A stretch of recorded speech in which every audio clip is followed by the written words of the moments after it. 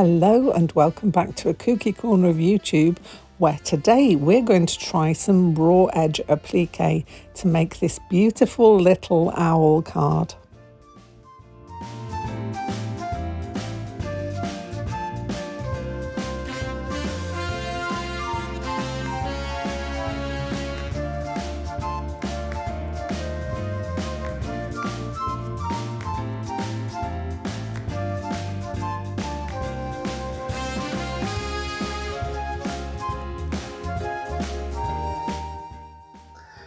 So what we're going to need for this project, well, first of all, we're going to need some scissors. So some cutting out scissors for your fabrics and a pair of embroidery scissors, or you could just use that for both.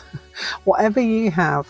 I like to use two different ones just because I have them anyway. So scissors, either one or two pairs. You're going to need some thread of varying degrees, whatever you like to sew with, in some colours to match your fabrics. You're going to need some either a felt base or this is a dyed blanket that I've had for a while. So this is some dyed blanketing that I've got. You don't need a big huge piece, you need a piece that will fit your owl. So here's the one I coloured in, probably a little bit wider than that, so to give you some more playroom. Let's see, yeah, let's need it deeper than that but wider.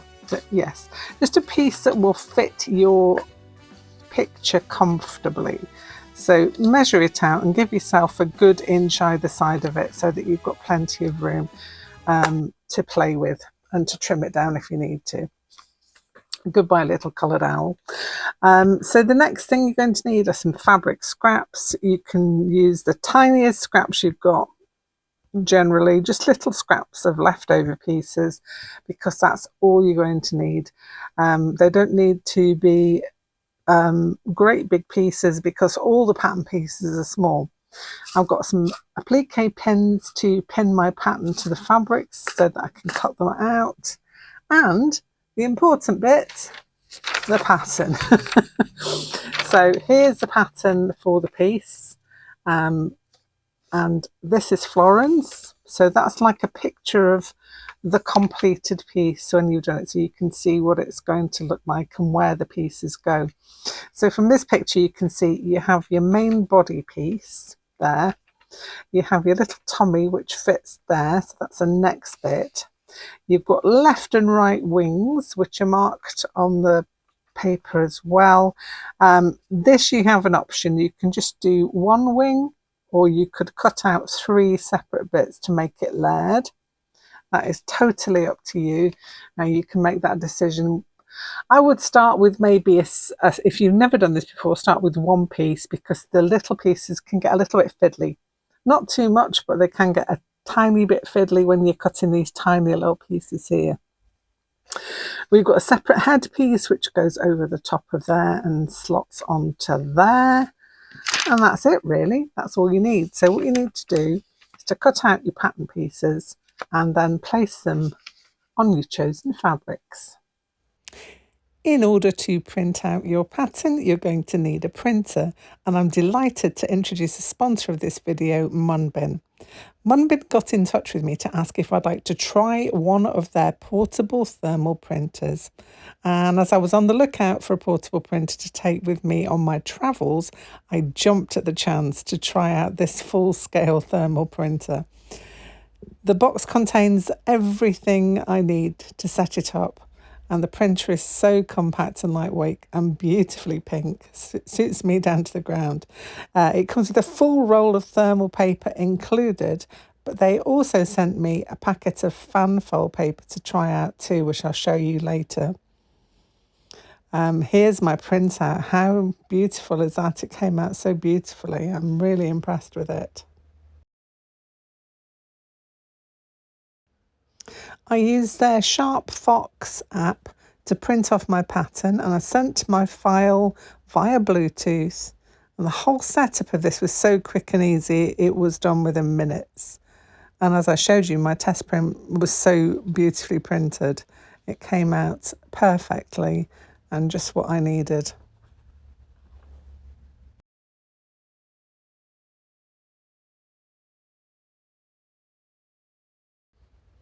Another printing option is to download the driver and simply connect the printer to your computer or Mac. And there is also a little adapter included in the box for you to do that to the Mac as well. Here is the pack of the fanfold paper that they sent to me. It's A4 size and it's really easy to load up. You just need to make sure that the roll of paper is not inside the printer. Then you feed the paper into the back of the printer, press print on your little app. You can have this on your phone or you can have it on your iPad. The paper quality is perfect for my templates. It's not too thick and it's not too thin. And I can now print on the go. While I was browsing the app, I noticed that they also have some built-in documents such as sheet music and checklists, which could come in really handy. And also they have a little section there for tattoos, which I would probably use as stitching patterns. So looking there, they've got some very interesting little patterns that you could download and stitch into. Really cool. I am looking forward to trying those out too.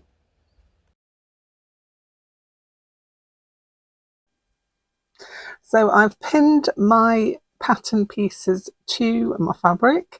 You can see these are little scraps I've had from other things, and I've chosen the colours I want, and I'm going to cut these out now. Now, with the eyes, you've got a couple of options. You could use just buttons. You could cut out little flower shapes from felt or whatever you have.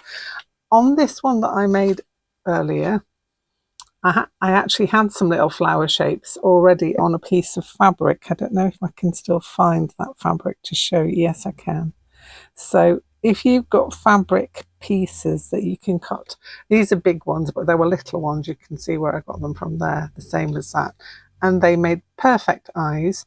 And then in the center of them, I've put little flower shaped brads, which worked really well, that I happen to have on. But if you don't, you could use these little black brads, or you could simply just stitch it in as usual. You don't need to use brads at all. I just find they make handy little eyes for many things. Use them for lots of stuff, lots of my makes. So that's those.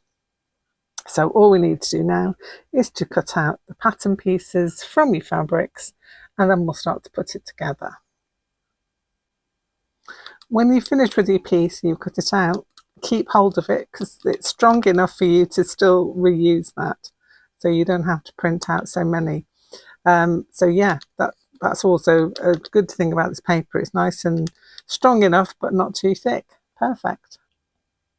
Another little tip when you are putting your owl together is to use something like this, which is a fabric adhesive. This is a bowhen one, like so, but you can actually use another kind of fabric glue if you have that one on hand, or it's easier for you to find.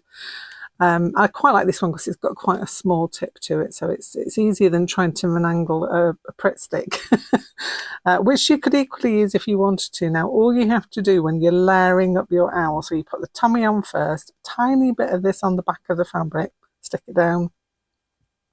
The wings equally, just a tiny bit on each one, just to hold it down in place, and a little bit on the headpiece. Now, if you'll notice on this one that I made earlier, I'm going for the solid wings on this one rather than the layered wings. That is a choice that you can make. Also, I had some little fabric eyes for this one, which I don't think I'm going to do this time. I'm going to do it a little bit different, just because. But the main thing is to get all the main pieces down. The eyes and the beak you can decide on later, and obviously the little stitched on feet are something that we do afterwards as well. So once you have everything down and sorted, then you find your base fabric, make sure it's big enough for your owl to sit in comfortably. And what we're going to do is, as I've done here, is just pin it to the base fabric so that you've got some security that's not going to move around while you're stitching. I am using this thread. I've decided on this multicolored thread. This is an Aurifil 12 in 3817. It's called Marrakesh, and I've got a big roll of it because I like this a lot. It goes with all of my fabrics. So with my smaller size needle, because I've got two, I've got a thicker one there, one for thicker threads, and this one, the Aurifil goes through quite nicely on this one. So I'm just going to thread that up and tie the knot, and then we'll get stitching.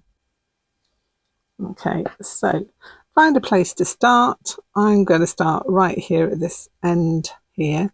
You can see I've got raw edges. I'm not turning them under because it's raw edge applique. You're going to have little few threads that come astray, but they are easily moved and they don't get in your way.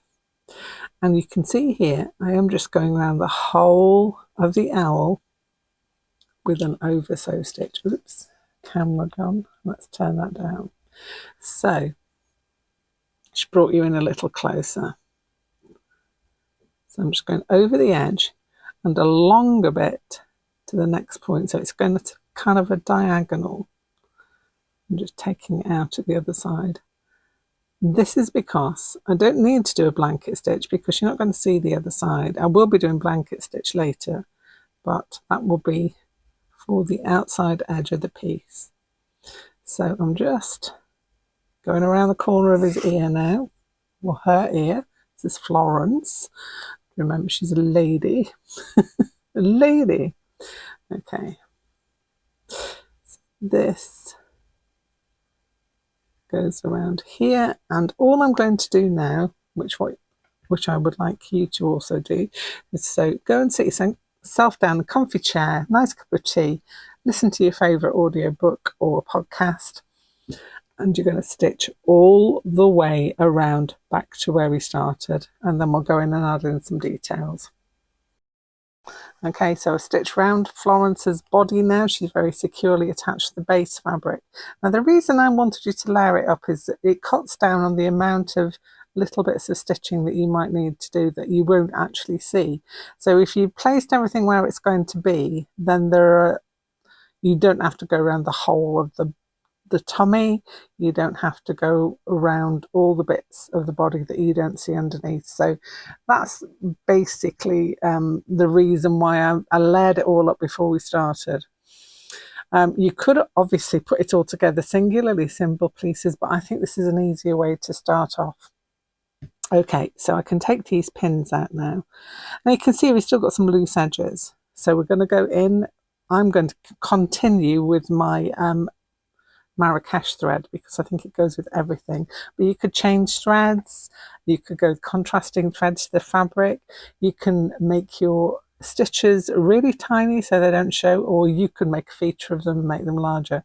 The closer together your stitches are as well, the more less likely your fabric is to fray. If it does fray, and I don't mind a little bit of fray, and I'll be honest with you, I'm quite happy with that. Which is the joy of raw edged applique. But if you like it to be more tightly enclosed, put your stitches closer together. So if you look on this one, I'm going to now stitch just around the wing here. That's all going to be stitched down. If you're doing layers, each layer has to go on separately. So you can stick them down as I've done previously, but then you need to go around each bit separately to hold it down, which is why I suggested doing the singular wing if it's the first time you've done this. So then all around the top edge of, or the bottom edge of the head piece there, and then the tummy piece there, that will also need to be stitched down. So anything that's loose and flappy needs now to be stitched down. So that's what I'm going to ask you to go ahead and do now, and then we can continue to add in some details. Okay, so I have gone around all the extra little bits there, sewn them all down. Also, you'll see that I have put 2 circles of felt for the eyes as opposed to the fabric, just to show you a different way of doing this. I have still used brads. Those are the little, these, I think the ones I showed you previously.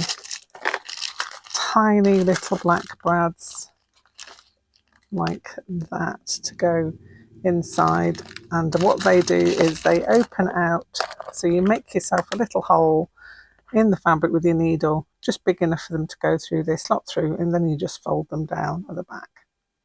So that is attached. You could stitch around those if you want to. You can do whatever you like.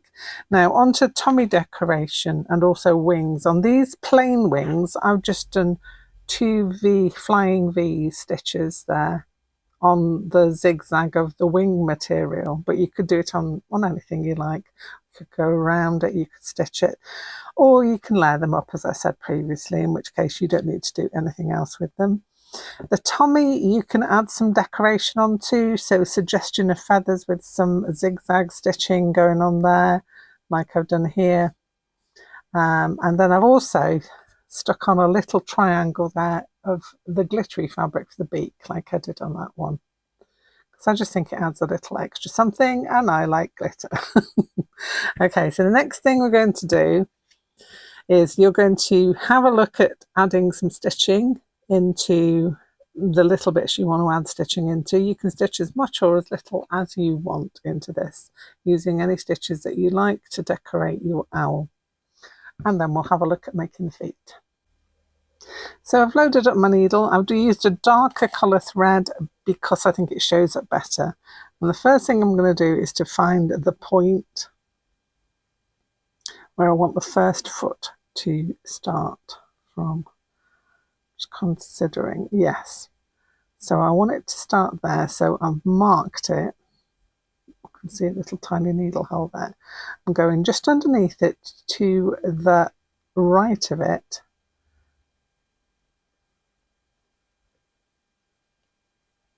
Going up to it there. I'm going back down to the left of it and going up to it there. You could do this as a V-stitch if you wanted to. I'm just doing it this way just because. You can do it either way. You can do it as a V-stitch or you can do it as a stitch. Then I've just done another stitch in the middle just to complete that. Let's do it again on the other side. So I'm just going to mark where I want his foot to be there. I'm going to go to the right of it.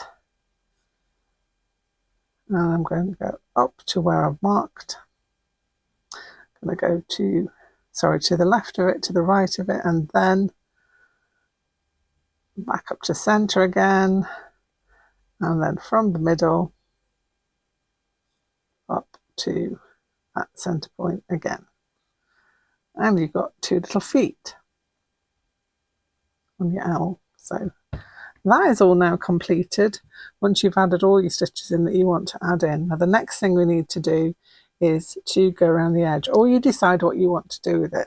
So basically what I've done with mine is I've made it into a greeting card, which is a nice little way to finish it off.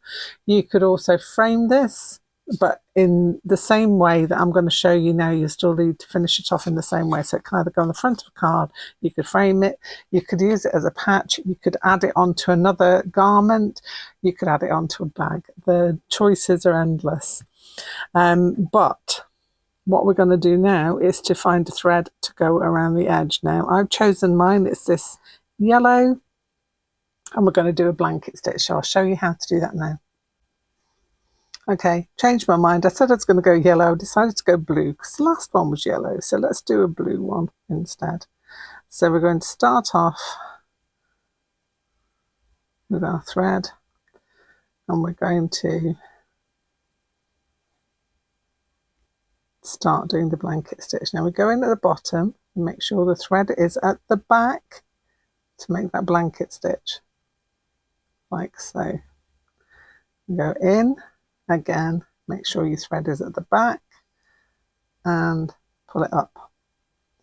In again, thread at the back, pull it up. You're going to go round your whole piece with this. You can make your blanket stitch as big or as small as you want to. Mine's kind of a medium-sized one because this is blanketing rather than felt, so it does fray a little bit, but not enough to cause me any worry. So just making sure that thread is at the back and pull it up. like so. So that's going to go all the way around your piece. You're going to blanket stitch all the way around just to hold it all together, and then we'll come back and have a look at finishing up. Okay, so we've gone back to my original one with the yellow stitching and how I finished this off. Now, with attaching this to a card, so if that's your option, you don't have to, but if you decided you want to make this into a card or you want to frame it, the way I suggest you go is with this Aleene's Felt and Foam Tacky Glue. It is pretty good for holding these things down, not coming through to the front of your fabric.